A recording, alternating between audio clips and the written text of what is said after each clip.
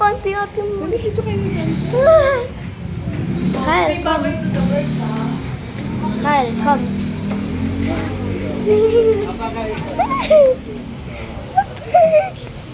Stop So, babalikin ko na lang po si Jante, hindi pa siya naliligo. Oh, pati si... Ito rin, tingnan mo, nakapantulog pa, oh. Lo. Sabi ko, huwag ka lang maligo, tatamad ako eh. Hi. Long cute.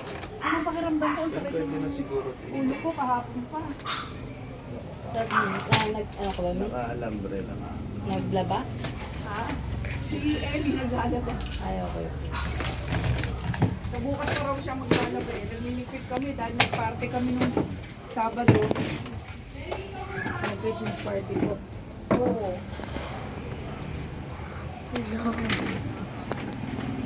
Sana bukas pa rin. Sama na pakiramdam ko ay gano'n. Hindi ka namili kanina na kala mama ko. Uy.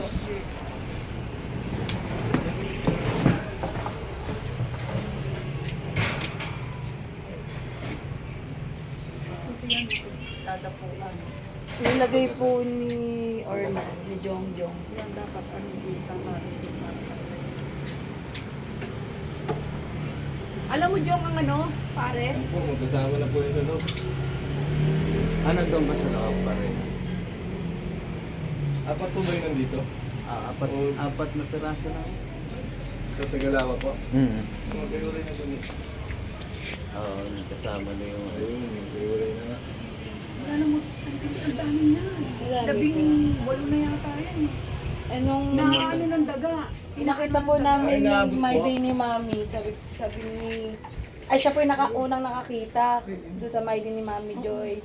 Nabigyan na namin si Ate Miley, si Emmy nabigyan natin isang pare. Eh yung ibang naiiwanan na ano, nakakain ng daga. Hindi ko naman ano mabait. Hindi ko lang alam, Mami, yung dating alagang ibon na ano yata ng ano... Tawag dito, pusa yata yun. Daga. Ganun nga, daga. Napadami na yan namin. Napadami na namin yan. Si Daddy, ngayon wala na siyang time. Lagi nandun sa gawaan siya, nag-iintindi sa gawaan. Dapat nga yung ano, Mami, parrot sana. Eh, wala naman nata mga parrot. Eh, gusto nito, lovebirds. Maganda ka din kasi lovebirds. Sino kukuha ng isang pares ni? May sinibutan na si Daddy. Ang alam ko yan, madami pa eh. Apat na lang yan, ano, Ami? Apat na lang po. Namatayin na lang.